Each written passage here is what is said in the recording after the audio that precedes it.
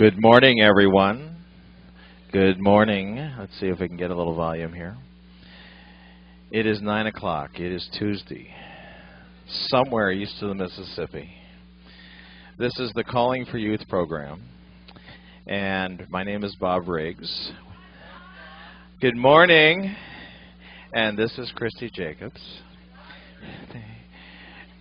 And you're going to have a whole lot to think about when you walk out of this session, because Kristy and I come from completely different backgrounds, different experiences in the square dance world, and we sat out a session yesterday and sat out in the atrium and talked all about our experiences and discovered we have a lot of things in common and a lot of things that we haven't done exactly the same way at all. So I think this is going to be a really good session because we come from different experiences. So the format is we sort of came up with 4 general things that ended up being important to us. So we want to talk about, and I'm just going to introduce the 4 of them, and we're going to hopefully get them all in the next hour and 15 minutes. The environment, or the goal of the sessions that we're involved with, each individually, the music that we're using, the choreography that we end up finding ourselves using, and some of the both pros and cons about the choreography. And one of the things that's sort of near and dear to both of our hearts is the transition of our youth from the youth world to the adult world, or to the, I don't even want to say the adult world, the beyond youth world, because I have kids that have moved on. I have kids that are in the position where they don't want to move on, but they've already discovered that they may need to or want to or something. Anyway, so to give you a little bit of background about each of us, let's start with Kristy, and she can tell you I can't adequately describe where she's coming from, and so I'm going to let her do it. Good morning. I am from Alexandria, Virginia. I've been involved with dancing for pretty much my entire life. My father is a caller. Most of you know my mother dances, my stepmother dances. So I've been involved with it for a long time. I didn't officially take lessons till I was about 13, but I was dancing long before then. I am working on becoming a caller right now, but I'm here mainly as a youth dancer to try to give you guys some the youth side, the youth perspective. I dance with a youth club in Ellicott City, Maryland called the Ragamuffins. Our caller is Bruce Mitchell, but the club is completely run by the youth, and he considers himself our employee. And so we control everything that goes on, and that's a very important aspect. So we learn responsibility and leadership, and we learn that our activity isn't going to continue unless we put in the work.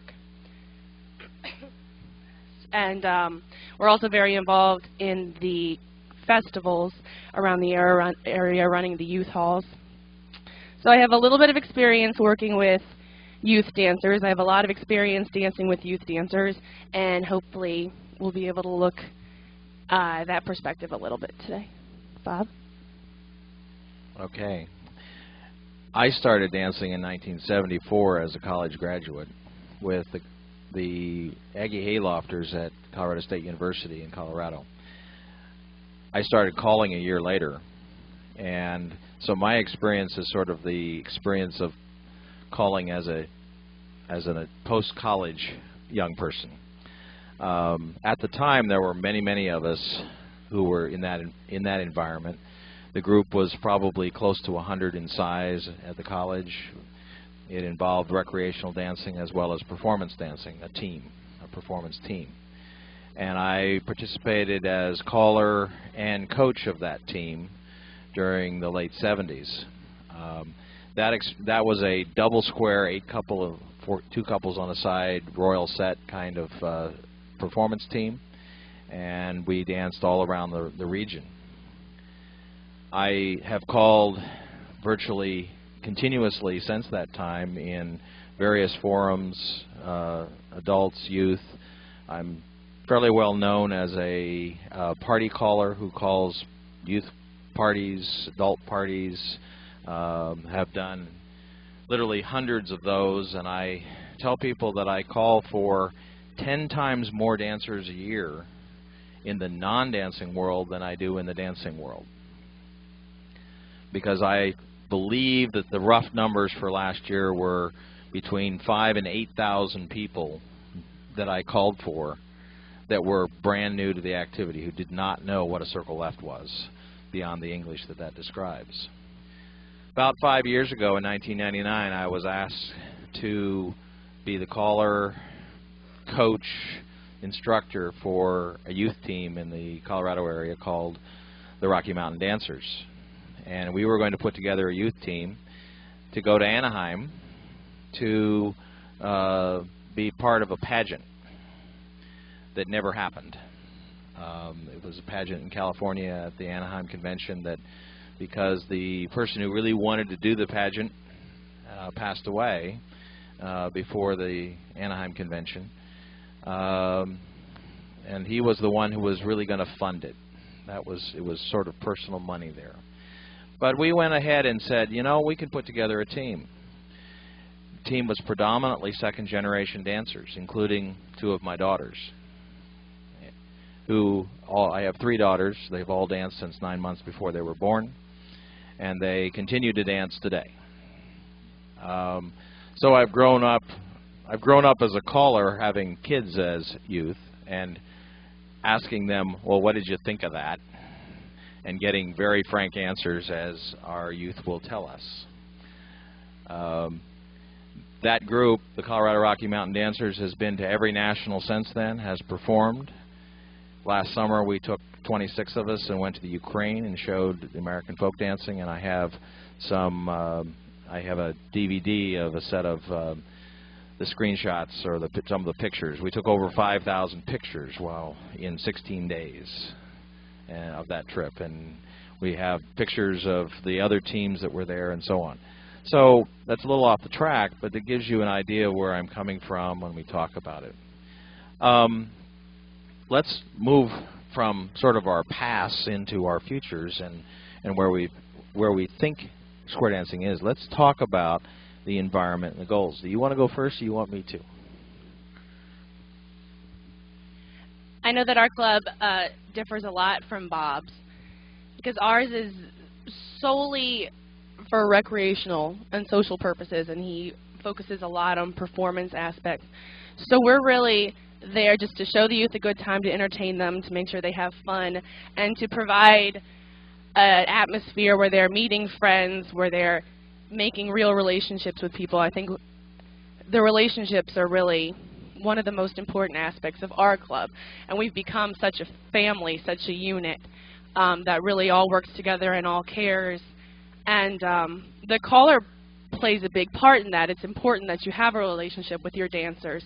I'm sure you can go to adult clubs and kind of say hi and meet and greet people and get up on stage and call and never really connect with them or really know what's going on with their lives. And that's probably acceptable to adult dancers and to adult callers. But it's so important when you're calling for youth to really make a connection and to really care about what's going on in their lives, and we focus on that, and Bruce is amazing with that, and most of the callers in our area who call for youth are. I really believe that youth is the future of square dancing. If you look at just the Board of Governors of CALLERLAB, I think over half of them began as youth dancers. My parents both started as youth dancers. These are the people that are going to come into the activity and make it such a part of themselves that they're going to work so hard to keep it going. And when they get to be older, they're going to be the ones doing the amazing things that keep this activity alive.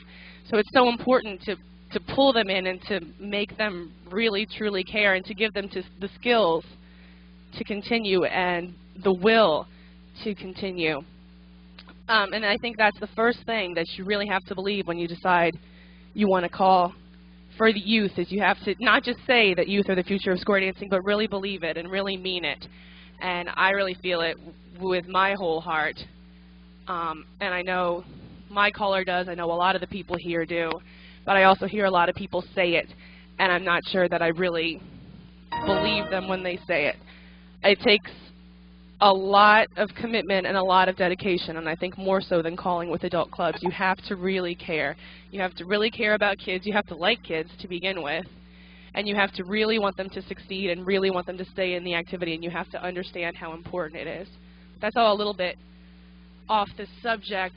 Our entire goal for our club is just to come and have fun, and it's recreation, it's entertainment. It is important to challenge them and help them to become better dancers, but the most important thing to us is just to have fun and to be with friends. So that is our goal, and I know Bob's is a lot different, so I'm going to let him talk about that. Well, I don't think that that goal is there, but we go beyond it. Let me tell you a little bit about our format. We dance every week. In 2004, we danced all but two Sundays. We danced from 3 to 6 or 4 to 7 on a Sunday afternoon. The format, as it is today, is that it's 4 to 7 that we actually dance, but the hall opens at 3:30. Kids are encouraged to come. They're encouraged to socialize. They're supposed to get ready. Our environment, because we have a target of a performance down the road somewhere, is that some of our time is recreational and some of it is a practice. It is a team practice. So there's time periods for social, there's time periods for recreational, there's a little bit of all of that intermixed here. As we look at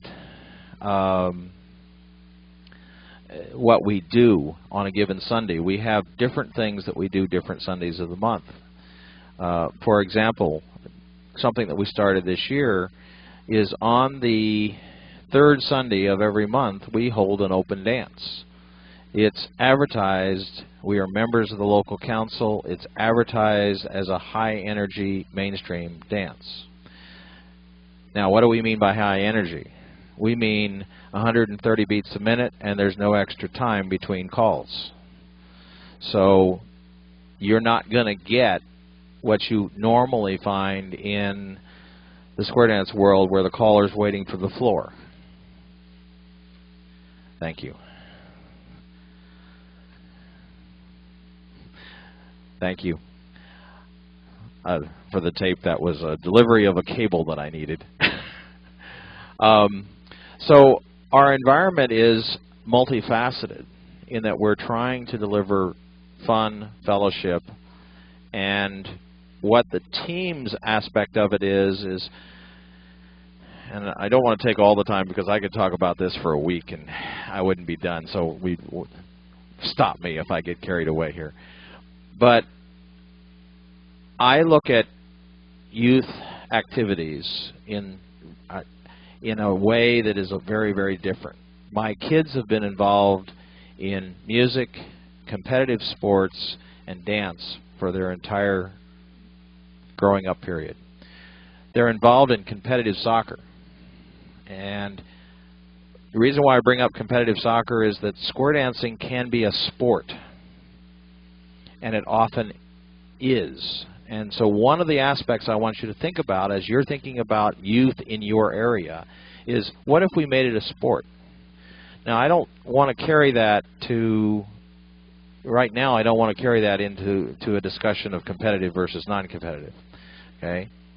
At some point, I do want to touch on what I mean by competition, because Kristy and I had a nice conversation about that yesterday. But I want to talk about the fact that 20 years ago, the sport of soccer was not very well known. And today there are literally hundreds of thousands of youth involved in recreational competitive soccer. And the reason is because they build a program. They build a program that adults could buy, parents could buy into, that parents brought their kids to and wanted their kids to participate in, and that kids have a good time participating in. That would be the point where I would say that we need to have the most discussion about sport. I don't want to go too far. A lot of it's in my write-up about philosophy. But so we can sort of move on and talk about music and some of the other things. Let me just summarize my perspective here is that youth are looking for being with their friends is probably the #1 thing. Working together as a unit, whether you want to call it a team or a unit or something, that's important. And doing it with music and all of the other good things that make us people is probably the other piece of that. And so when you look at that, well, how can you create a program that challenges, that has a goal? I think the goal of being able to perform has raised the quality of our group because they now want to show off. But all kids want to show off, don't they? And so by saying that that's a fact, if you put them in the room, if you bring 30 people in a room, 30 adults in the room, well, they're sort of competitive. You bring 30 teens in a room, and they're very competitive. By the definition, they're going to compete with each other simply to be friends. And I don't mean that in a negative way. I mean that in a very positive way. And so simply taking advantage of that and saying, how can we have fun with that? How can we grow these young people into mature adults is what I'm really getting at. So, should we talk about music? Okay. You want to start? I hear a lot of callers get very concerned when they go to call for youth about what kind of music they're going to use. And there's a lot of expectation that they think that the dancers are going to have. And a lot of it is really, you don't have to worry about it as much as a lot of people do. There's 2 keys to picking music for youth, and one is a variety, and the second is music that fits your personal comfort level. You don't have to feel like you have to do the youth's favorite number if it's not comfortable for you, if it's not something that's going to accentuate your strengths. If it's not good for you, you shouldn't do it anywhere, whether you're calling for youth or anybody else. I did, last year when I did the panel, I did a survey of some of the kids in my area and the kids at Nationals in Oklahoma, and we got a list together of their top 15 singing calls. And again, it's only in the Baltimore area and at the kids who are at Nationals in Oklahoma, so it could very well differ from, you know, what the youth at Bob's Club like. But these are the top 15 singing calls we came up with, and it's really interesting.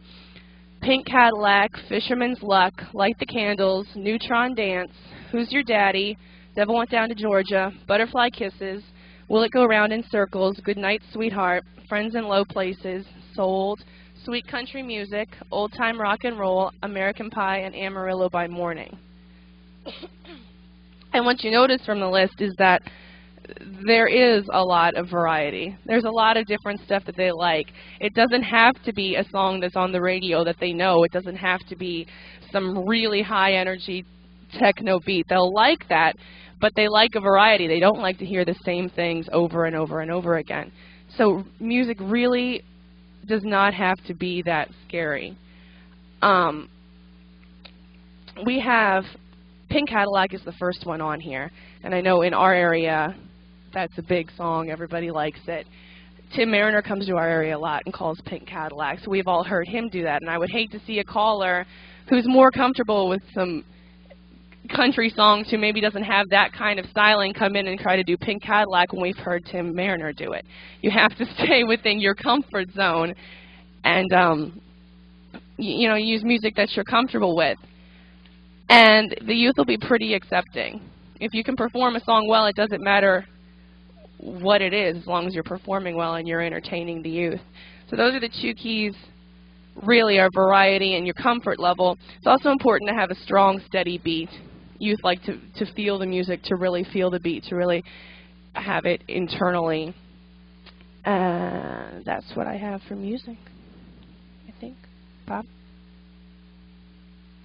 Well, I totally agree with Kristy. There's far too much emphasis on the now type of music. I use a lot of variety in my music, and I will on the patter side. I'm going to play a couple of things here, and I want you to recognize that, you know, you go, why would I use this with youth? It's out of the 1960s. It's called Chicken Plucker. Okay? You know what? They really like it. I put on this 2 weeks ago. Come on now. They hated it. It's called Generation X. I don't know.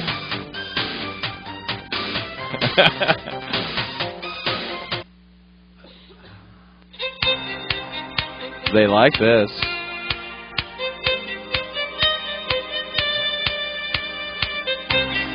Just to give you an idea, this one's called Honeymoon Fiddler. Let's see if I got some others here that they really... Actually, I've removed most of the stuff they really didn't like. I have put out a standing comment to them for the last 5 years. If they'll bring me a piece of music that they would like to have me call to, we will dance to it and see whether they like it. To date, they have brought me 3 pieces of music. They have hated every one of them when they finally get to dance to them. But the challenge is out there. I want people to bring me music that they want to dance to. I have grown enough as a caller that I can call to almost anything. Trying to call to Julio Iglesias' Escape was really a fun, interesting challenge. Our group in Colorado, their favorite singing call is another one which you will go, huh? Join hands, circle up that river, look away. All aboard, it's time to go. Right out of the 1950s, guys. All right.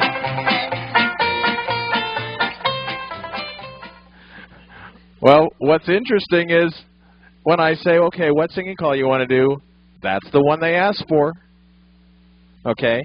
So I think I'm cementing in your, what I want to do is get across the same thing Kristy says is, don't say that it has to be one of these things. Be open, make it variety, and the variety of music is what I'm known for. And what I think when you're talking about youth, I think you have to talk about a variety of music. Because today's youth listen to country, techno, rock and roll, classical, you name it, they listen to it. And they enjoy all of it to a large extent. I have one young man who keeps bringing me, you know, he's brought me a couple of techno things, and I listen to him and go, you really want to dance to this? And after he listens to it and taps his foot a little bit, he goes, no.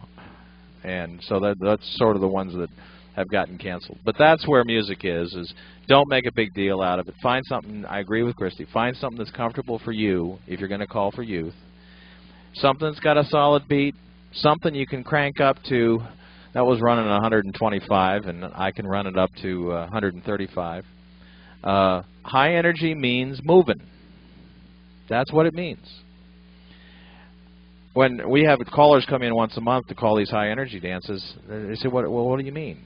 You know, are we doing everything at 140? I said, no.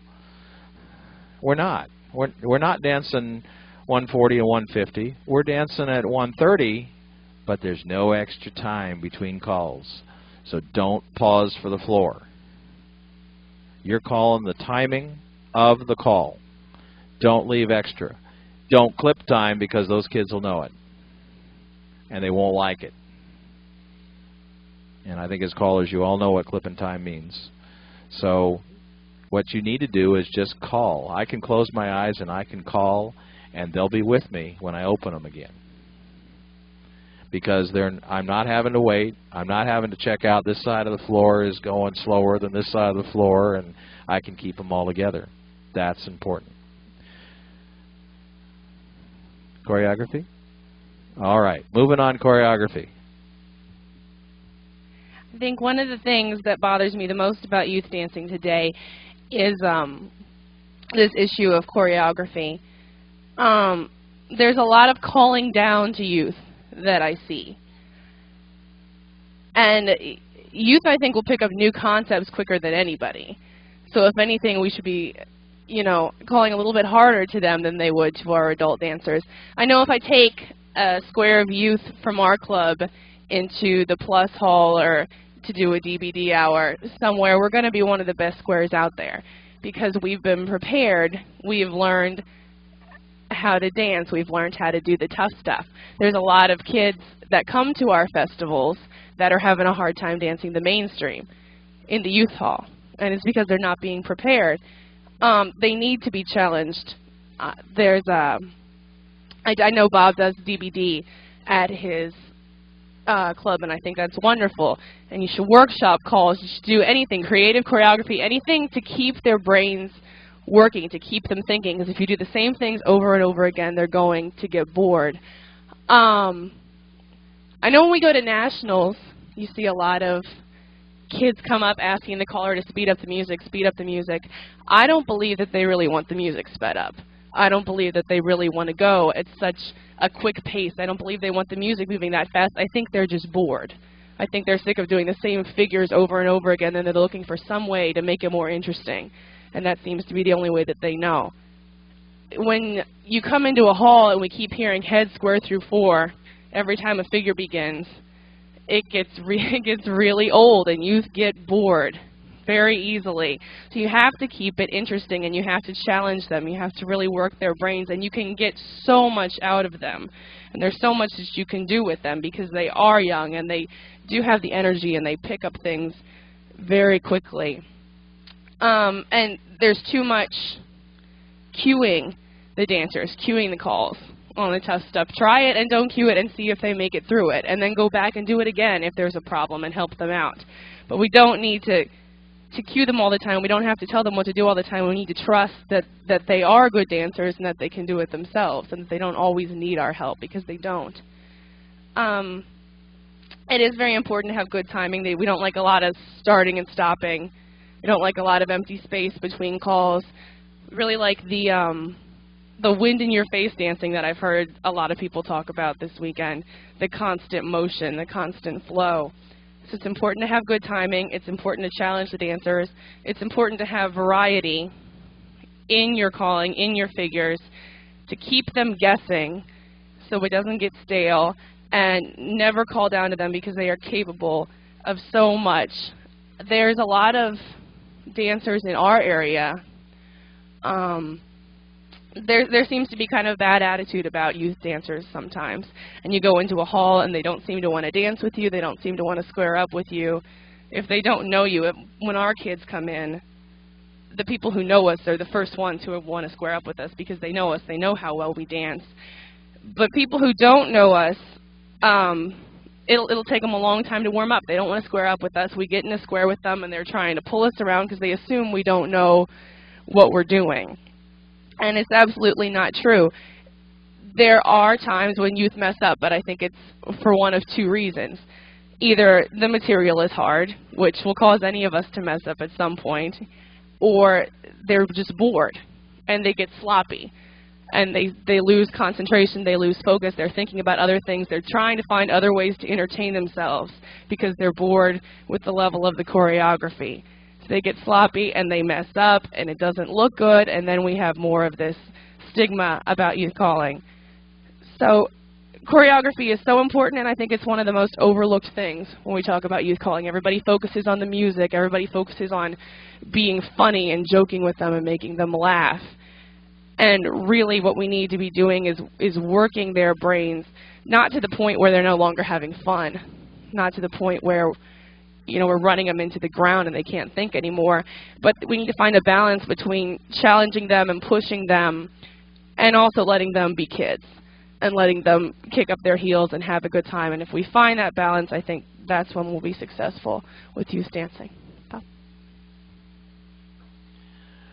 The most challenging thing for all of you callers out there is when you call a dance on Saturday night and you call a sequence and you come up to a box and you go, Well, what could I do? What could be my next call? Or you're doing module calling and you have a fixed sequence of things. You're coming out to your corner and you're looking at the corner. What could you do next? Well, you could swing through, spin the top, or swing through, boys run. You know, in the adult world, we get in these patterns. Well, I'll tell you, when you're calling for your youth, you better break those patterns in a hurry.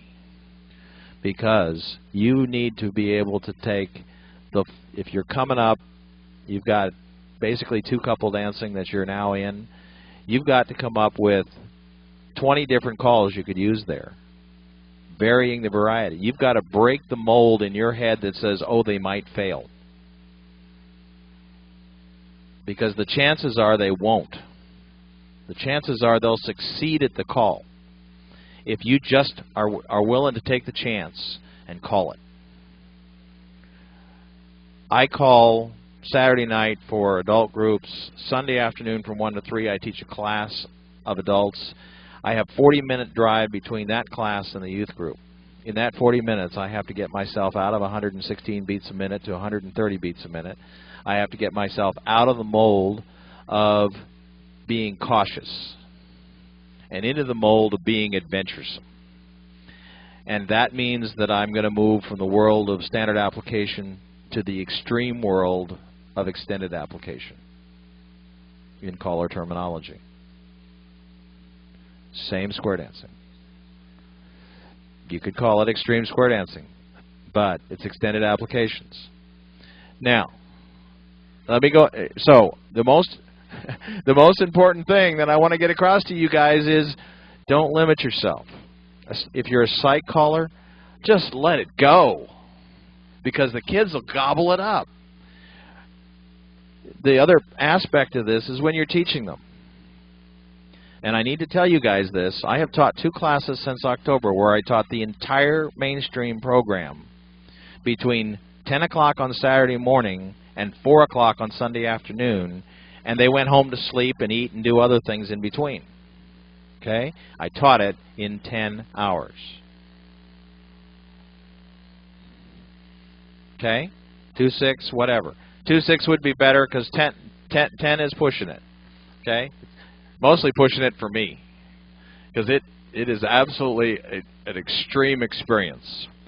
But the point is that here's an example, and I've told a couple of people this example.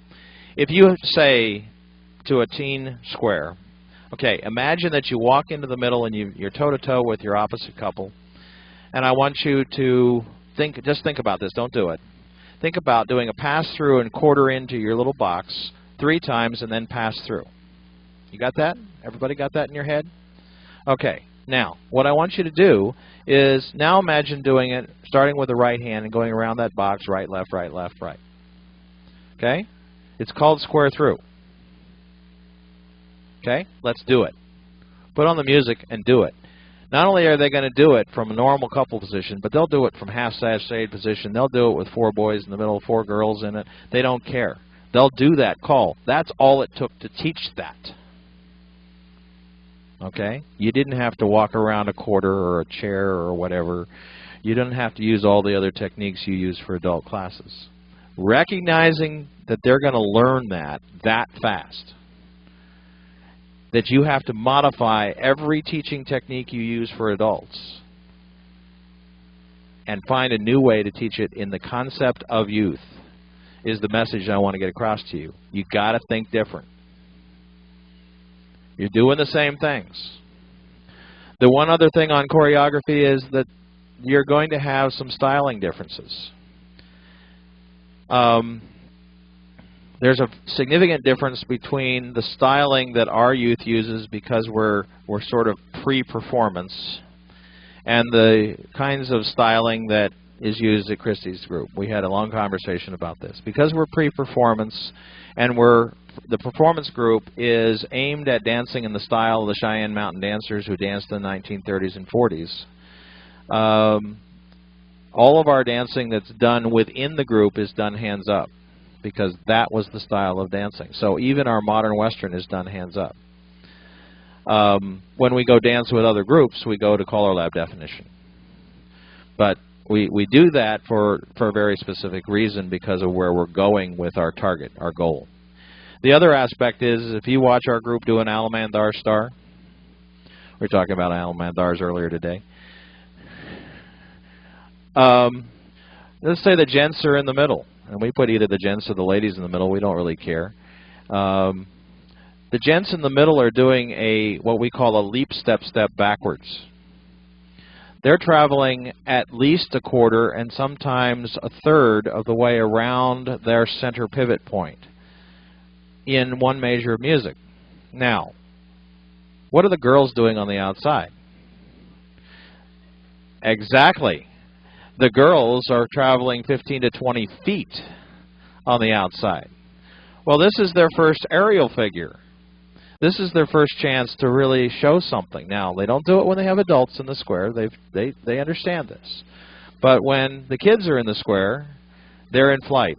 And it flows sort of, you know how a top sort of moves up and down as you go around? Well, each leap step causes the entire sort of flow. It's the neatest thing. Charlie Robertson, who used to be in California, is now in Colorado, called for the youth a month ago. And he hadn't done any of our stars. And I walked up to him and I says, in the next tip, do with our star.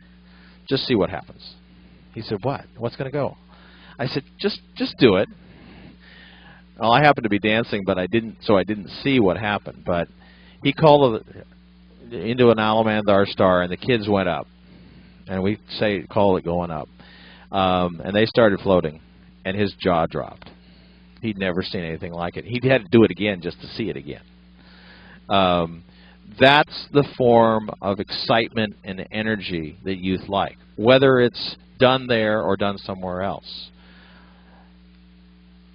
We didn't really put in here any place where we were talking about attire, but at most of our events, if we're just dancing, the kids are in street clothes. They're in whatever they want to dance in. If they come to our monthly dance, they're to be in dance attire. Okay. Now, I have to correct this because everybody's thinking dance attire. What does that mean? Well, let me tell you, the girls think dance attire is a double circle skirt, floor length. Their choice.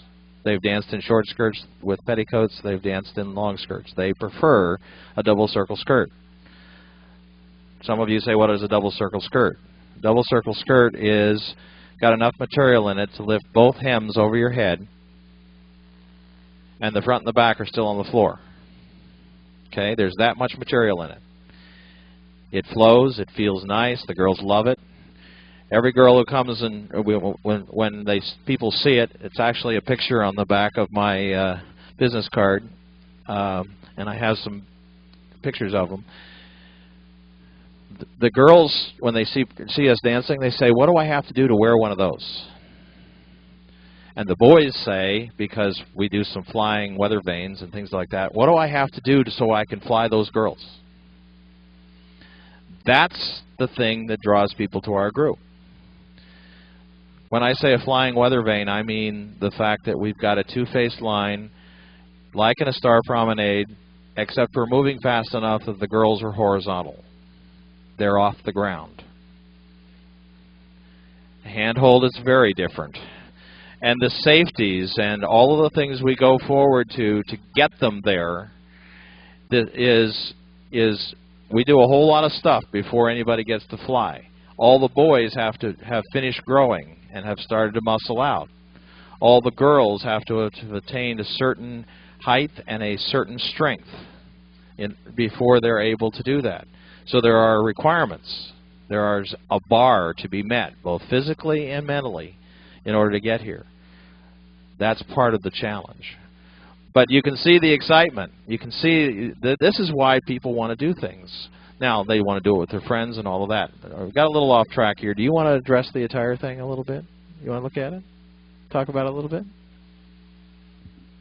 We wear traditional square dance clothes with the crinolines and everything.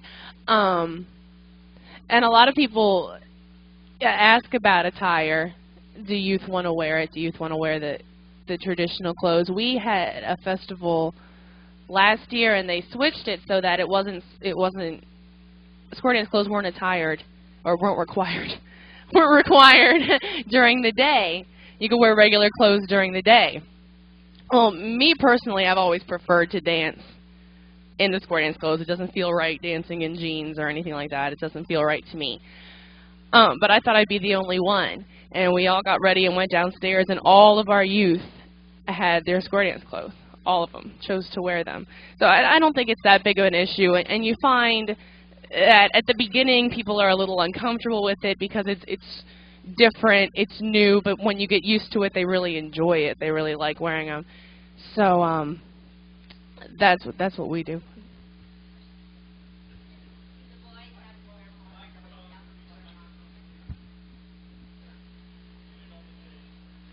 Yes, Ruth. Thank you. Do you want the boys to wear long sleeve shirts, or don't you care?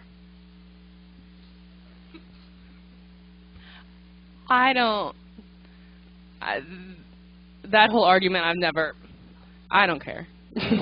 Me personally, I don't care. That's not much of an issue. And our guys, even when they do wear the long sleeve shirts, they'll roll them up and stuff. It's not much of an issue for us. If it gets hot, I'm sure it gets hot for them. But I don't really have an opinion either way on that. 1, 2. See whether we have 2 microphones now. We require long sleeve shirts when they're doing some of the aerial figures because of the slips and things of that nature. But when they're recreationally dancing, we don't care. We really don't make a big deal out of it. There are certain performance pieces and we actually have costumes for our performances, and they have to practice in similar kind of outfits so that they're used to it when they're practicing. But when they're recreational dancing, we don't care. That's generally the whole thing about that. Don't make a big deal out. Don't make a big deal out of all the things that everybody said we ought to make a big deal out. Don't.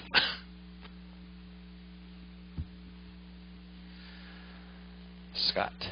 Actually, in California, we have more trouble with the guys than we do with the girls as far as attire is concerned.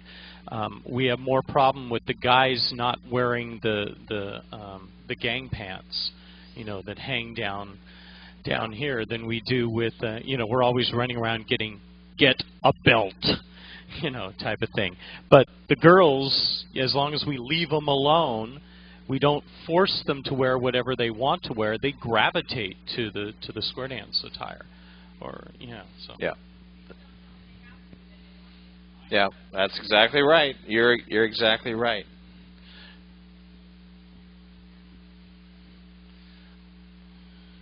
Do you have someone who makes the long skirts, or is there? Yes, we have a whole bunch of folks in our area that make. I should say a bunch of the moms. My wife has patterns that have been used for decades, and I should say my wife is second generation caller's wife. Because her mom was a caller's wife and her dad was a caller, and so therefore she understands like Kristy's upbringing totally, and she married a caller, which her dad can't figure out, but she did it anyway, and she loves it. And all you have to do is come to Colorado Springs in 2 years. She'll be there because she's not here because she works for a CPA. But the full ones that I'm talking about are not. If you can get single circle skirts, you can get 1.5 circles, but you can't get doubles that I'm aware of. It's just not that much. But there are, for most people who don't need to perform in them and don't need the full double circle, there are skirts out there available. But if you're interested in it, take one of my cards and we can have my wife address the issue if you're interested in some of that kind of thing.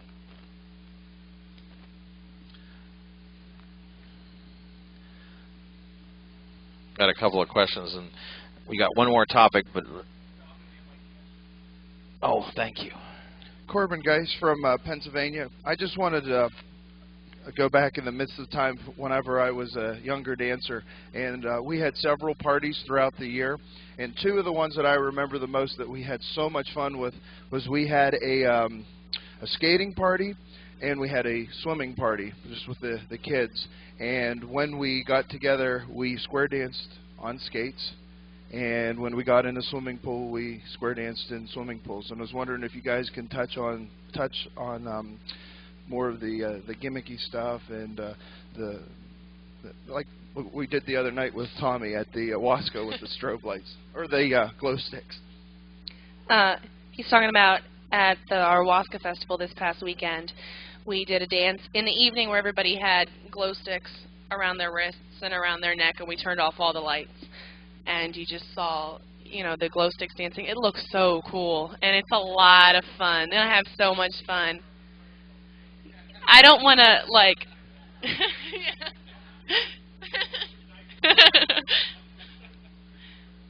I don't want to drive in the choreography aspect of it so much that we forget about the fact that we need to have fun, too. So we need to... There's different opportunities that needed to be provided. We need to provide the challenge. We also need to have the time to just let loose and have fun. We've done dancing in the pool before. We do dangle dances, dancing barefoot, dancing blindfolded, like one person in the couple is blindfolded and then you switch at the singing call. Dancing while chewing gum, which is harder than it sounds. And and messy. Yeah. So it is good to do some of that gimmicky stuff. I don't know if Bob does that at all at his clubs. Do what? Dancing with shoeboxes? Never done that one. Never done that one. The what? Oh yeah, we have done that dance with the broom as your partner, and then you have to pass it around and everything. So yeah, it's good to provide them opportunities like that to just kind of let loose and have fun and experiment with different things. We do a lot of dangle dances, and then they also have something to show for it. They did this. We've also done stuff just like going to, there's dangles for like dancing in a McDonald's. So like when we were at our festivals and there was the McDonald's across the street, hey, let's go over there and dance. And it's a really good, it's all kind of a bonding experience and just fun and just time to have fun and laugh and really have a good time. That's what, Bob? It's been a while, but I once tried to figure out how much I would have spent if I bought all of the fun dangles that I have earned. And it would be impossible to wear them, because I could wear them on a vest and it would cover the front and the back and probably spill over. Dancing at 14,200 feet on the top of a mountain. Dancing in a bathtub, that's a challenge. An elevator. You know, there's all of these things. Good for you. Good. And I haven't done a boxing ring. That would be a good one. The point being is, yes, absolutely. I haven't done any of these things lately, and this is one of the things I'm going to take back home from this session and go, okay, kids, what do you want to do? You come up with it. You know, do you want to do one of these things? That's a scary question. But you know what? Well, we talked about dancing in the pool, but it didn't happen because we danced in a youth center where there is a pool, but they ended up not showing up in time to do it, and it was their call to do it. I said I'd be willing to call for them, and I've done that. Dive-throughs are fun.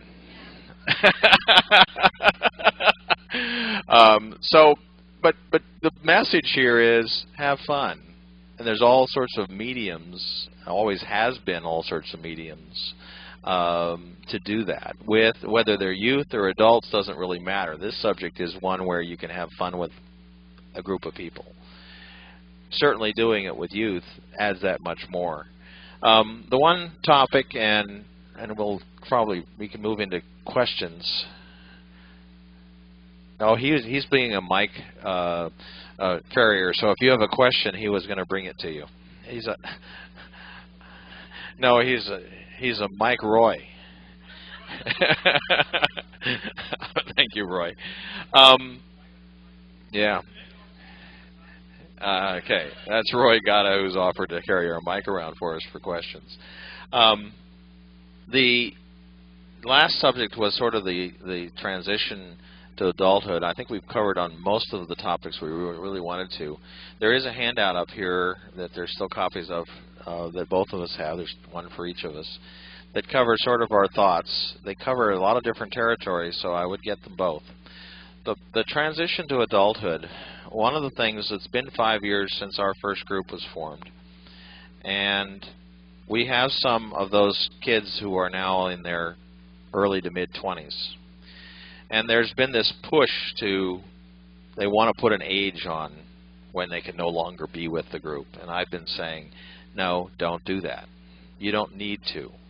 There will be a point in time where youth who used to dance with youth move on. And they will move on at their own time. When they're no longer willing to put up with the 13-year-olds or 10-year-olds situation, they're going to move on into something else. The question is have we prepared them? And I think this is Kristy's point. Have we prepared them to dance in the adult world? In some cases, I think our group has done fairly well because they're going out and dancing plus and in some cases advanced with some of the other groups, and they're doing very well. But part of it is you have to mature your responses to the stimuli within the dance environment. I recently was part of I taught a class for an adult club, and we had a bunch of 20-somethings who took the class. They're not part of the Rocky Mountain Dancers. They were part of this other group. In class, they were perfect angels. They did do-sa-do the way I taught it. They did everything the way I taught it, except for the one day that I showed them what they might encounter out there in the dance world. Because I do that. I'm pretty honest about the fact that here's what the definition says, and I teach according to the CALLERLAB definitions. But when you get out there in the world, you're going to see Hungarian swings. You're going to do this, and I taught them, if you're going to do a Hungarian swing, you got to be ready for the do-sa-do 1.5, for the do-sa-do 3/4. And if you don't know how to do it, you better stick with the definition, because there are going to be folks that are going to call this. So you better be ready, because guess what? I'm one of those. I'm one of those guys that's going to push the mainstream definitions to the limit of what the definitions say. So beware. There are other guys out there. So do it right. If you're going to do it, learn how to end up facing the right direction in the right place. And know that. So that's just that's the cardinal example of things that happen. And I teach that. Well, somewhere after Christmas, they disappeared from the class. And I thought, well, they quit. I knew they didn't have jobs, and there was money problems and so on and so forth. Well, they showed back up at a club dance for the club a couple months later that I was at. They were dancing full mainstream. I'm not quite sure how they got from A to B, but they did. But they had all this extra stuff, including the clap sequence, square throughs, and probably the one that's most noticeable was the stir the bucket thing,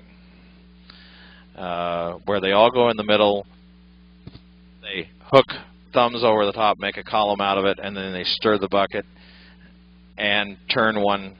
I'm giving ideas to these folks, and they make noise while they're doing it, which means everybody in the hall knew that they were over there doing this thing. Well, my comment was, okay, they're having fun. I understand that. I like that. But they just gave an impression of those 8 people to the other folks in the hall that I asked whether that was a positive impression. Now, they don't really care. Which, if they don't care, that's okay. But if they want to be positively viewed by other parts of the adult square dance world, they need to think about that. 20-something. And, well, it doesn't. It doesn't. And But when people say we don't like to dance with youth in the hall or this or that, it's usually because there's some action that's been taken that has de-emphasized. The youth out of the Rocky Mountain dancers that show up in a hall, everyone in that hall wants to dance with those youth because they don't do any of those things. I don't tell them they can't, but they don't. Anyway, we need to get Kristy to address this. Well, one question I want to ask is... Say your name. Scott Byers. Yes. California. Did they separate at any time and dance with the other people in the hall? Once or twice during the evening. And did they adopt that styling when they were dancing with the other people in the hall? No, they did not. Okay. They pretty much conformed in that period. Yeah. But it's something to think about. That's all this is thought patterns. Go ahead. Tom Miller from Pennsylvania. I just want to address the comment about the youth coming into the grown-ups on some. Sitting here in the back of the park, and I see heads shaking when kids come in about them doing the stir the bucket. I don't think we need to chastise these kids because we have adults that's 50, 60, 70-year-olds that does the same thing. When I do festivals and I call across the country, you know, I see, you know... Go ahead, Tom. I see when the youth is in the square, they're in a corner over here, snuggled over here. I see the grown-ups over here doing the pole stir bucket. I see grown-ups cutting down through the square when you call promenade halfway. I don't think we need to be chastising the youth dancers. All right, you know, we're looking. You know, the thing of it is, excuse me, the thing of it is the idea of having the fun, and how do we control that? Do I pick up the mic or do I pick up the needle and say, listen, you know, you can't promenade down halfway. You can't do that. You can't pick up your heels. The only thing is when we see people doing the right and left grand and they're picking up their feet and so forth, sure, the youth is going to do that. But look at the other people dancing in the squares as well. You know, and it's just not the youth, and I don't think we should be chastising the youth for the way they dance. I agree, Tom. Let me state something that I stated to the kids before we went to the Ukraine, and then I want to get Kristy to have a shot at this.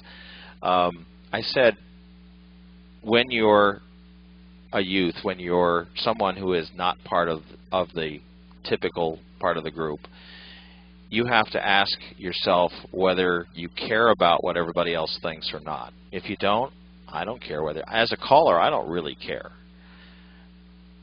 As the impression that youth have on a hall and fitting in, I don't care a whole lot, but I would like them to be able to interact on a positive basis. I told them, and I tell everyone, is think about how you want to be perceived. However you want to be perceived, act that way. Now, that doesn't mean, and that doesn't mean I'm coming down on the youth for doing a particular action. I'm simply saying, act like you want to be perceived. And so when I'm thinking about a performance group, you're exactly right about the adults in this world of square dancing. They're as disruptive, in some cases more disruptive, than youth in this square dance world. Absolutely. And us as callers, when we're standing in front of the hall, we shake our heads all the time. But mostly it doesn't matter. And we recognize that it's part of the fun. So I do agree with Tom on 98% of what he said. See, I don't see that kind of behavior as disruptive. I see it as coming in a hall and showing that you're having a good time and being energetic and full of spirit and life and having a really good time. For me, I don't see it as disruptive at all, and I don't think we would be, I don't know how to say this. I don't think it would, I don't think it should affect us negatively. I think it should be, look at that group of youth, they're having a great time, they're really enjoying it, that's great. You know, for me, it's the right way to come in and make a lot of noise and show that you're really having fun, and it could be just a difference in where we're coming from and what the activity is like in different places. But as far as this keeping youth dancers as they transition into adults, we lose a lot of youth dancers when they become 18 and we say, okay, you're no longer a youth dancer, bye, go have fun, get on with your life. And I don't want to get too far into the discussion about age limits, because we could go on and on about that for forever. I do want to say, in our area, we'll let them stay around pretty much as long as they like, and at some point they will get to a point where they say, okay, now I'm ready to go dance with the adults, but we do have to prepare them for that. And we do that by giving them experiences with the adults and by just teaching them how to be polite dancers. You have to teach them the etiquette of square dancing, thanking everybody in the square, applauding after a tip, doing all those kind of things. And you also have to teach them that there's a time and a place for the goofing off, and maybe it's fine in your youth club, but if you're at an adult club, we got to bring it down a couple of notches and still have fun and laugh and joke around, but not do all the crazy things that you might do, because it will distract the adults and it will upset some adults. As youth dancers, we've learned, my club has learned, that there's one way to act in one environment and there's another way to act in our environment. That's ours, and you have to respect the adult club's environment when you go into them. It's really important to visit adult clubs and to dance with adults at festivals, because they can get comfortable with you, you can get comfortable with them. And as you do transition into adult dancing, you know people and they know you and they know that you're capable and you'll be accepted when you move up. That's really the main thing. We also want to, back to choreography, teach them to be good dancers. Never call down to them, so that they're prepared when they do move up, just to be good dancers. And I think part of it is also we are training the leaders of the future.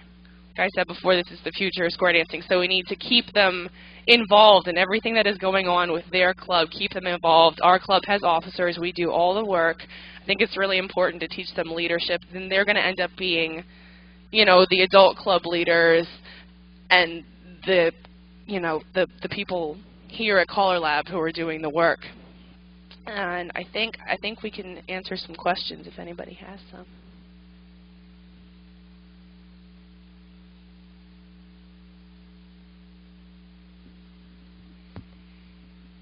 Michelle Jacobs from New Jersey. Question, even though I have an opinion on this, but we talk about it being a social activity, but nothing's been said outside of their square dancing club.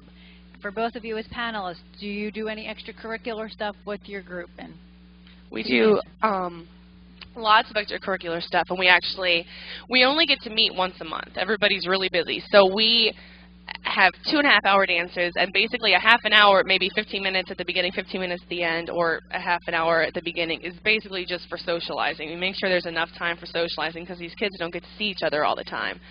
And then get them up and dancing and do that stuff. We also do outside activities. We've done bowling, we've done barbecues, we've gone out to dinner, we've gone to the movies, ice skating, things like that, that it promotes the social aspect and the bonding, and that's the way that we've really become a family. We also go to festivals together.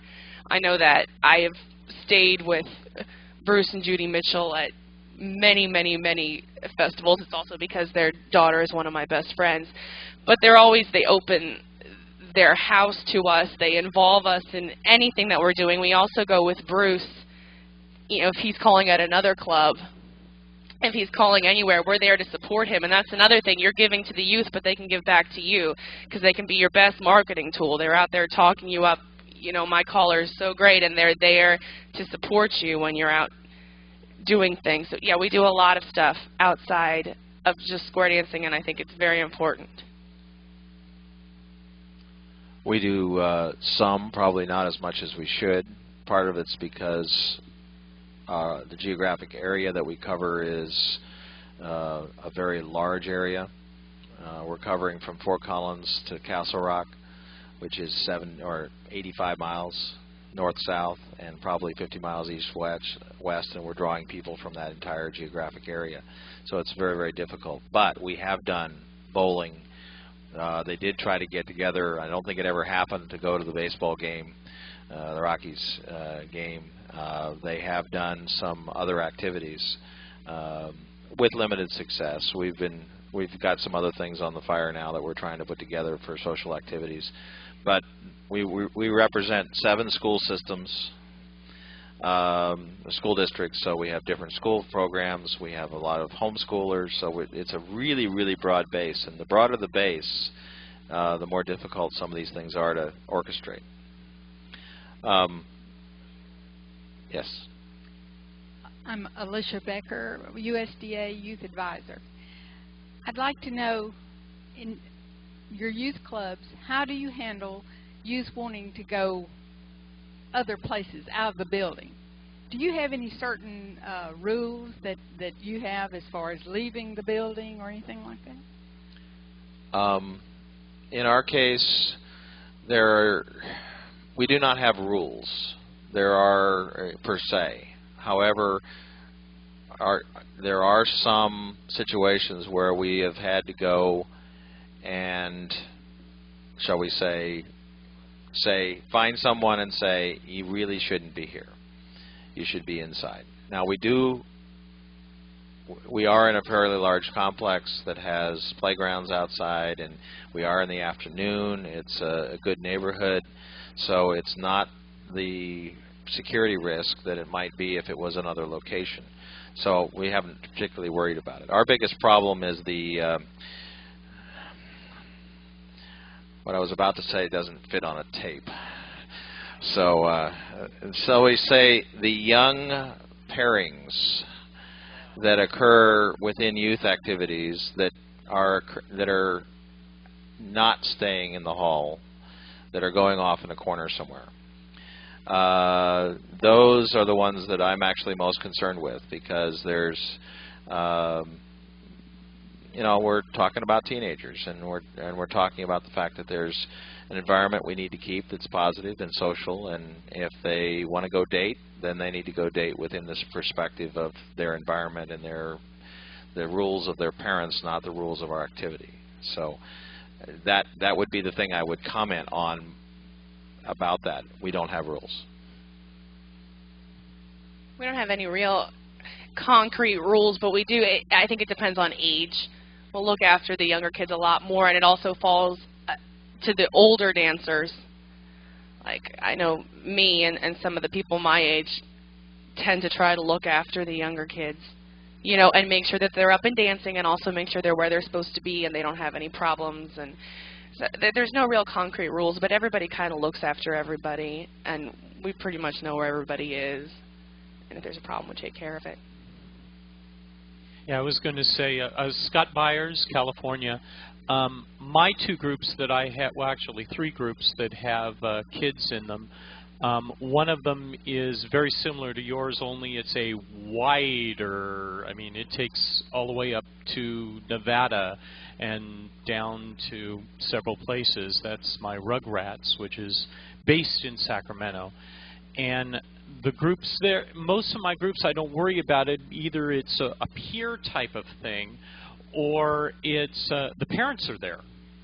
And, some of the parents take responsibility for the other children since they're there. I know we've got one lady who is, she's the vice president of the club. She calls herself the head dictator. But she runs around and she organizes all the kids, and her 2 daughters happen to be leaders of the group. And they look after each other, and the parents look after them, so we really don't have to have rules.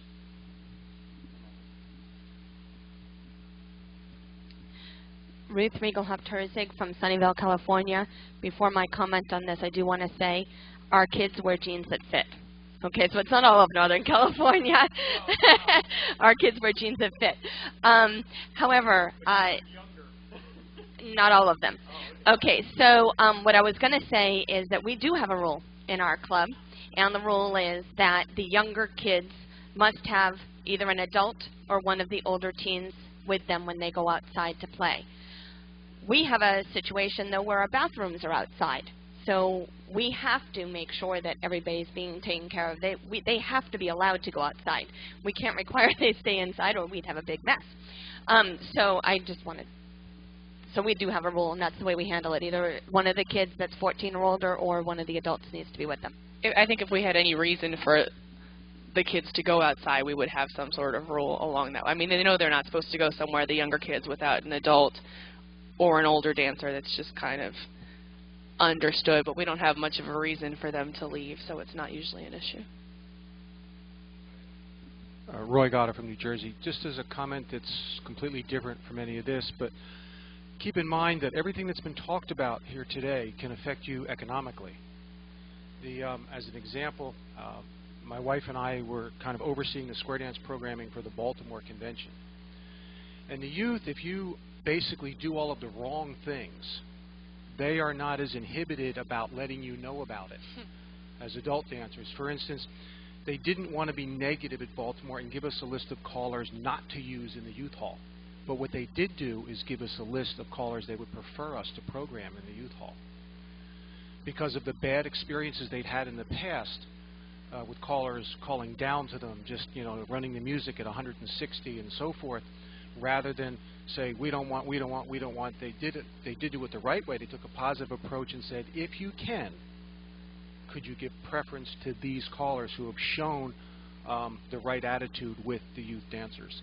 So, and remember, these people are going to be hiring you later on. And we had an amazing lineup of callers in the Baltimore youth room. It was really amazing. And we also had a sheet, and everybody wrote down what singing calls they used. So we didn't end up hearing the singing call, each caller that came in. Yes. I'm sorry, but Roy just sparked something I was thinking about. I'm sorry, this is Erin Byers from California. I've been dancing since I was 13 years old. And just recently a bunch of us were out after a dance, and someone was saying, oh, but when the youth come in, then they leave. And I looked around the table, and almost everybody who was sitting at that table had started dancing as a youth and never left. But I realized that of all the people that I danced with as a teenager that I am still aware of in the dance activity, more than 7/8 of them are leaders now. They are callers or they are cuers. My second cousin and his wife are presidents of our local association. Almost all of those kids who stuck with dancing are now in major leadership roles in our activity. So Roy is absolutely right. The way you treat the youth of today is going to determine how your career goes in about 5 or 10 years. A comment similar to that. Where we find out is that youth are going to come in. If we make the right transition to adulthood, we recognize that they're going to potentially drop out for a period of time, that they may or may not come back. I have the president of our club danced with the performance team at the University of Colorado in the 60s. They came back 15 years ago and took lessons from me again to refresh themselves, and they've been dancing ever since, and just enjoying it no end. And if we recognize that we make the right transition from youth to adult environments, that they have a positive experience in both places, that even if other parts of their lives take them away from dancing, they will come back. The most important thing is to provide it as an environment where they can come and go and come and go. Because I have many, many people today who are coming back to square dancing after being out for 15, 20 years. Many, many of them. Because of kids, because of work, because of any of the other things that affect us in life. We say, well, they drop out, they disappear. Well, they do. But that's life. People drop in and out of activities. If we give them a positive experience, they'll drop back in. One other note I wanted to add here is we don't just do squares. And anybody who knows me very well knows that I like formations, and so I will do strange things. I will call mainstream plus out of Sicilian circles. I will call it out of Mescalanza lines. I will call, we'll put a hex square on the floor and a regular square on the floor. The experienced dancers are in the hex square, and the newer dancers are in the four-couple square, and we'll dance simultaneously. We'll do everything we can to provide variety and challenge and fun within the environment, without going too far beyond without having to add lots of terminology or things of that nature, because we want everybody to dance. Our biggest problem is how to get new people in and up to speed quickly so that we don't have the issues. Okay. Last question. Bo Byerly, North Carolina. I haven't heard anyone touch on teaching dancing in schools. Another session. Okay. I would love to go into that, but number one, we're out of time. Okay. All right. Number two, it is another session. How about recruiting? Okay. There's a bunch of here in recruiting. The most important thing is everything you do in an adult environment, you need to do in a youth environment. Recruiting works through friends. Thank you all very, very much. Thank you, Kristy.